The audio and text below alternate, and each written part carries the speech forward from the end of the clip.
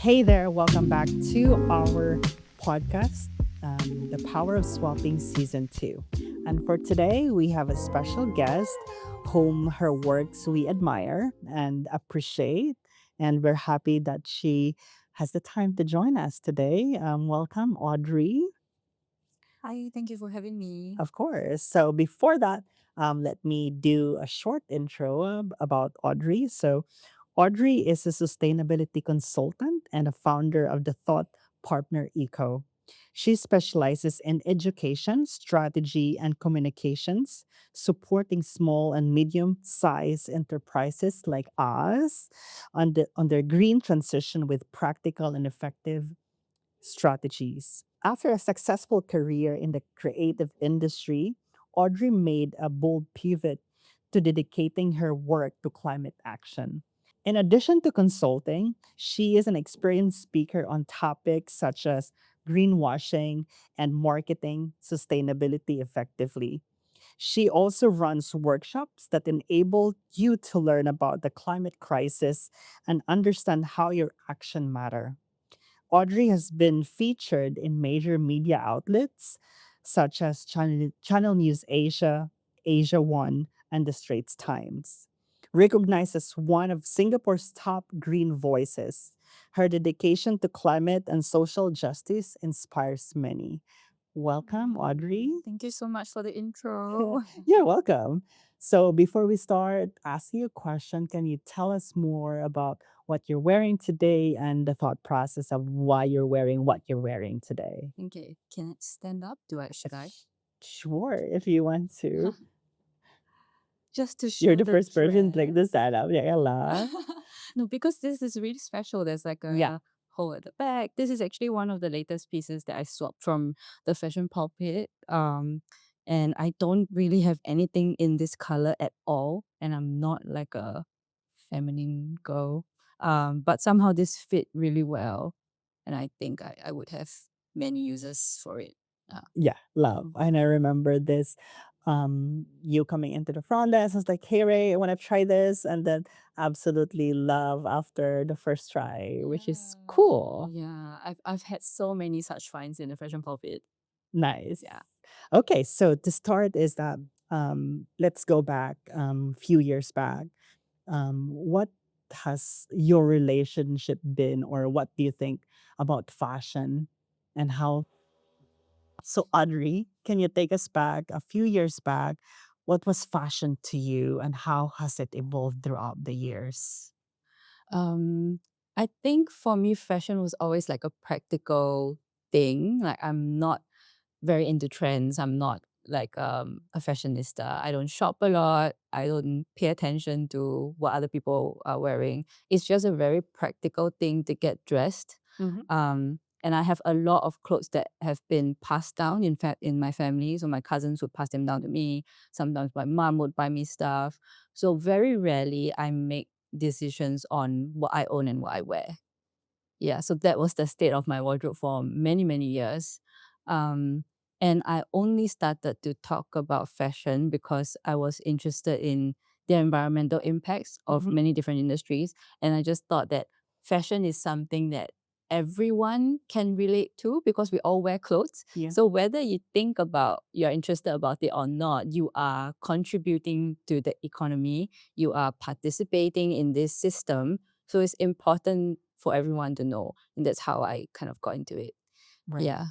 So would you still, knowing what you know now, would you still define that relationship um, from what it is now that, at least now there's alternatives on how you can enjoy fashion in a more responsible and healthier way? Do you still have that kind of relationship of being a utilitarian side to it?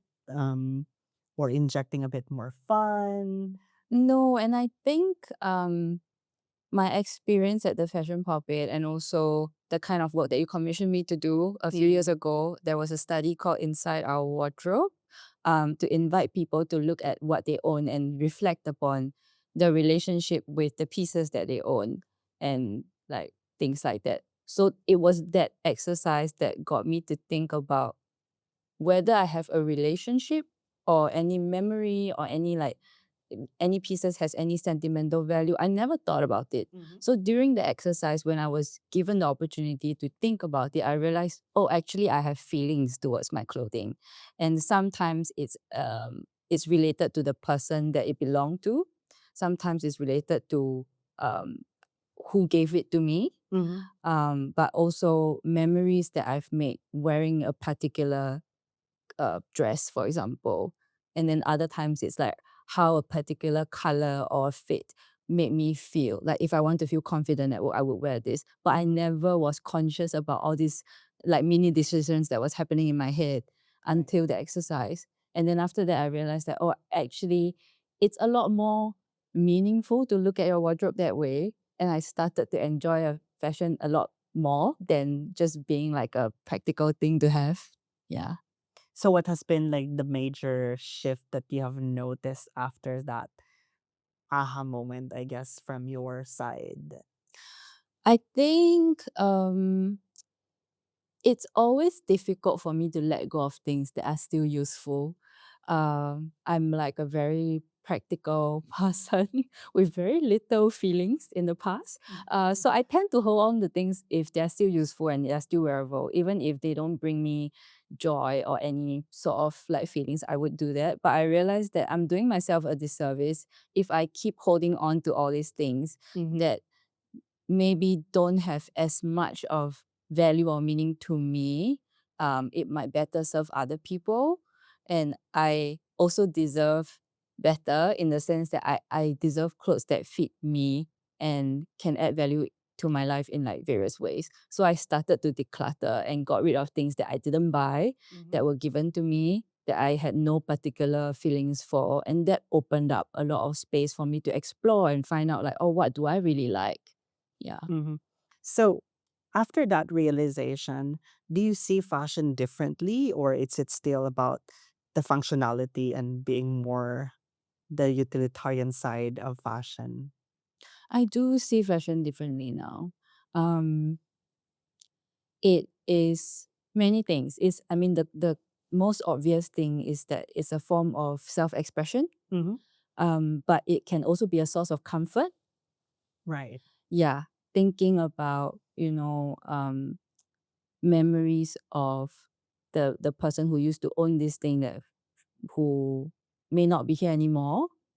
But looking at that, still having something physical and tangible that you can use, that you can wrap around yourself, it holds a different meaning. And even people who are still around and still in your lives, it's like a reminder of like this friend or having a piece of them with you when they have moved away, for example. So it has a lot more um, relationship kind of meaning behind just like artistic self-expression or being utilitarian. Yeah. Mhm. Okay. So, having that kind of realization that fashion really is very psychological and emotional. And I think personally, what I've seen is that this this aspect of fashion is used as a leverage for us to get more and have more. What's your thought on that? And because it's easy for, I mean, okay, to begin with, the challenge with fashion is that it is a discretionary spending, right? But it becomes a very um, desired and needed because of the emotional aspect to it. Mm. Because the brands and even I mean, the fashion pulpit is guilty of that, of like knowing that it is emotional and psychological. We sometimes play that part to attract people to come in and have that kind of conversation.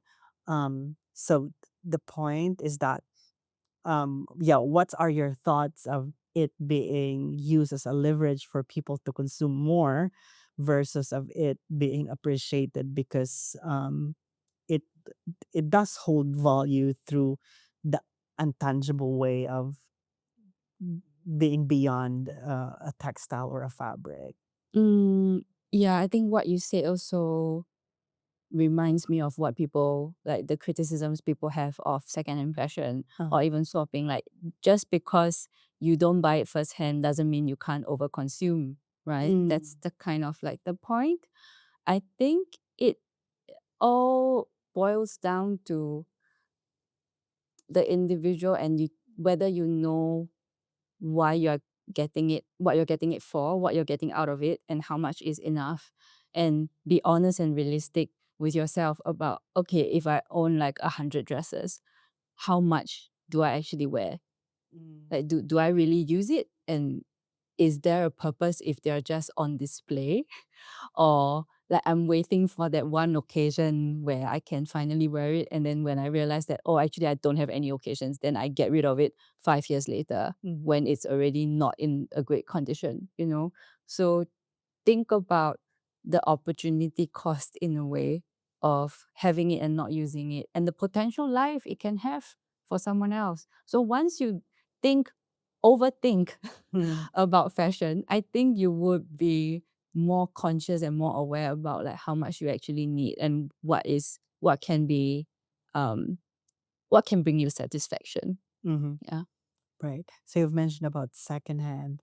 Um, was it always been that, like your relationship with secondhand when you first had your secondhand item?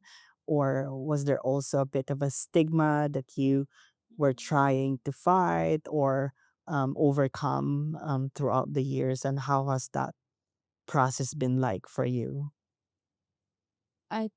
For me, I think as with a lot of things, there's a lot of learning and then unlearning and Yeah. learning and unlearning again, right? I never had an issue wearing secondhand clothing.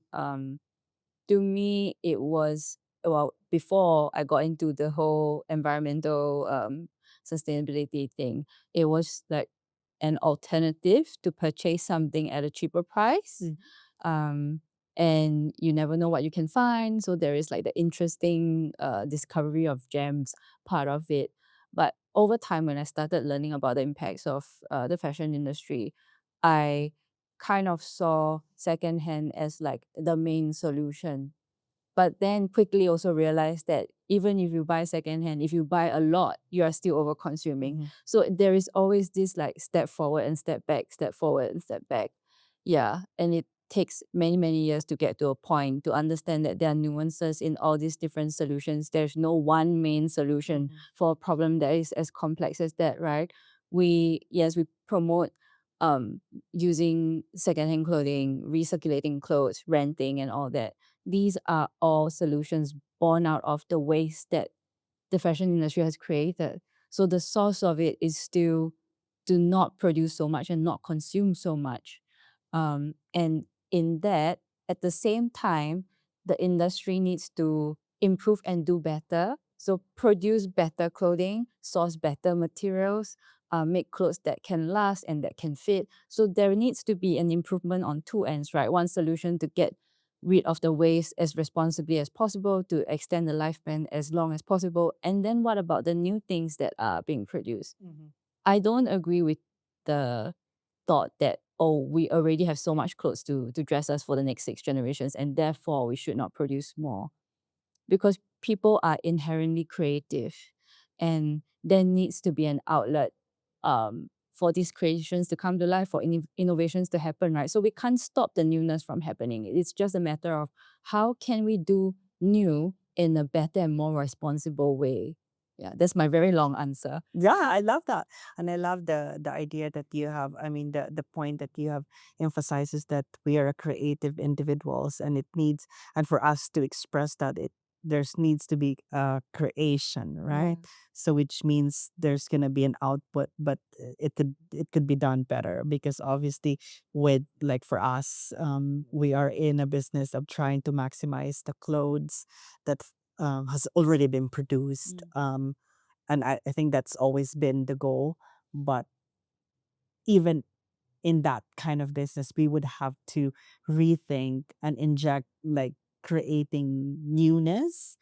It can be a form of upcycling, or it can be a form of just styling. So there is there that kind of element. But do you think it is such a contradictory of the slow movement, or like to be more responsible because in a way that if you are getting more, I mean, like getting new clothes, um, it still has an impact towards the environment, and if it's not made well to the people that who made it. So it feels like with that kind of understanding that we always need to create new, but at the same time to be smarter and wiser in consumption, there's gonna be always or an endless argument that there's no way we can end this problem because it it would it it would keep going on. Mm, mm, mm. If everyone spends their money only on brands that are creating responsibly, there will be a shift because right now everyone's still, I mean, not everyone, but most people are still spending in a way that is wallet friendly. Mm-hmm. um Even if they don't buy as much, every time they buy something they still go to somewhere that they have been buying from or they're comfortable with at the mall or online from like questionable sources. So if that behavior changes, you're not going to be able to buy as much because the better things will be more expensive. If you pay people fairly, if you source things like the right ways, it's going to be more expensive. Mhm. So in a way, if the mindset changes on how they spend the money, the same amount will result in like far fewer pieces Mm. being created, right? So there will be such a shift, but we need critical mass. Yeah, Yeah. to make it happen, Mm. right?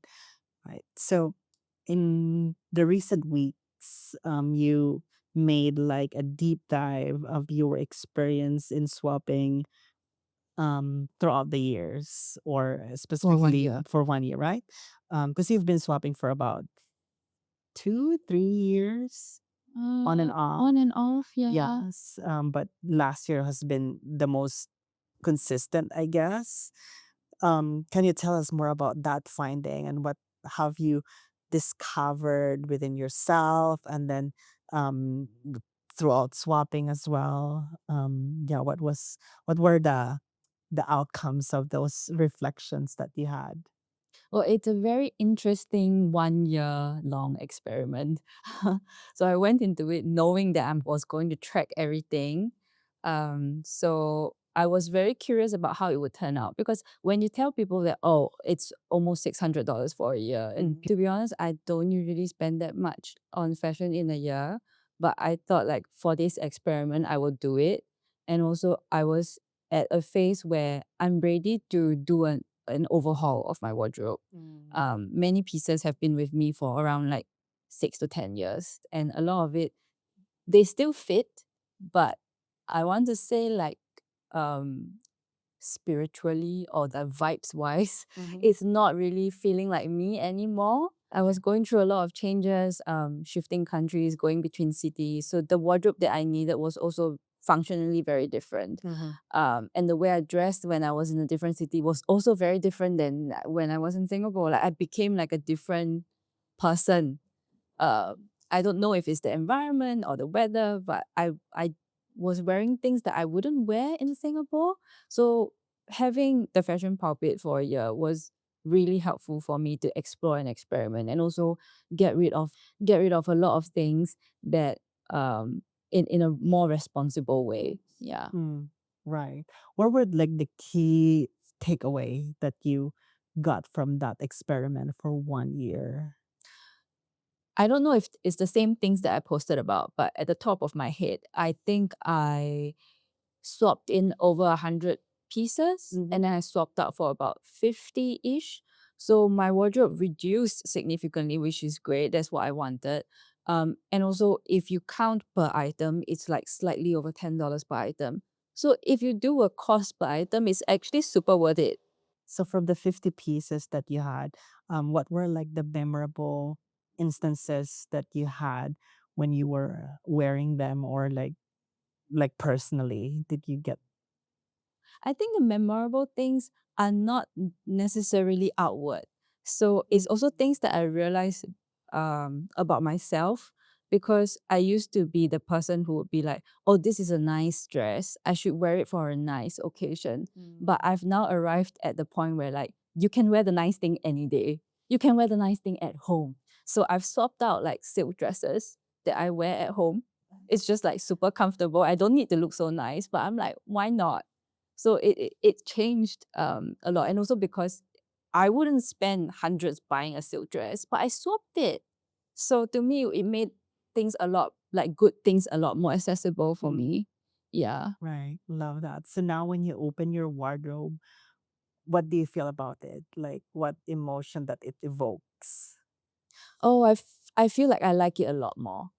I feel like I don't feel as lost when I need to put something together.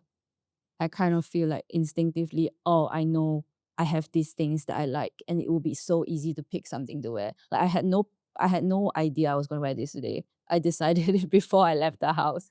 But it was just so easy. It's just like, oh, I have this and I like it.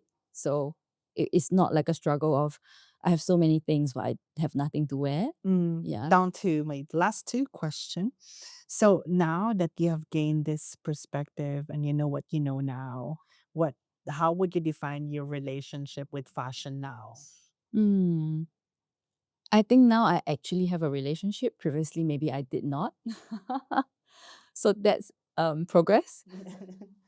Yeah. And it's about how Do you think having a relationship with passion is important and why? I think having a relationship with fashion is valuable. It's important to me because of my values. But I think for everyone, no matter whether you care about the planet or people or not, having a relationship with fashion tells you a lot more about yourself and your relationship with yourself and your relationship with your body. So, regardless of whether you have a social or environmental angle, it's a very good thing to have. Yeah. I love that. Cool. So, what are your hopes for the future of fashion that you see? Wow. Um, can I talk about something else that other people have done? Of course. So as part of Design Week, I went to this exhibition. Like it's a behind the scenes work in progress exhibition called Hot Bodies. Mhm. So it's a two dual meaning thing. So hot bodies as in your body is literally hot because of the climate crisis. But then how do you look hot when it's so hot? Yeah. So it's an exploration of wearables. It can be accessories, it can be clothing, it can be jewelry. They've worked with 10 different artists to design for the future where it is like hot 38 degrees. Mhm. And the different creatives actually took different inspirations, some from like ancient wisdom, like in Southeast Asia, we have always been near the equator, right? So how did people in the past dress and how can we learn from that? Drawing from tradition. So it would be things like sarongs, where there's airflow. I think for me, what I hope for the future in fashion is to also help us adapt and be heat resilient, especially in Singapore, and also use your creativity in useful and practical and helpful ways that would serve the people. Yeah. Mm, I know that. Wow, where's this exhibition going on? They will officially launch it in December. So it was like a work in progress, but you get to see sketches, you get to see like the development of ideas, Mhm. not the final thing because it's not done yet. Yeah, yeah, Yeah. yeah. But that was super interesting. So cool. Mm. Okay, so no, maybe my last question of the last question. So, because I think the work that you do is very important and it's very time relevant, Mm. I would say. And also, fashion has always been perceived as superficial, very frivolous. Why do you think it's necessary for us to continue to have this kind of conversation when people didn't take it seriously? I would say tough industry you're in. People see it as like a nice to have and it's something that is far fetched or like runway stuff, right? But like I said from the beginning, everybody wears clothes. So whether you know or whether you accept, you are part of the system. And with that, I think it comes with a responsibility because you are participating. It's just how, right? And you have control over how you want to participate in it. I mean, obviously not talking about people along poverty lines. I'm talking about normal, average, middle class people. You really have more power than you think. Right. Yeah. With that, thank you so much for the insights and sharing the stories with us. Thank you so much, Audrey. And for the people who have heard the podcast and wants to connect with you, how can they find you? They can find me on LinkedIn, Audrey Yang, or on Instagram at thoughtpartner.eco or at this is awesome with two E's. Yeah, we'll put that in the show note as well. Thank you so much, Thank you. Audrey.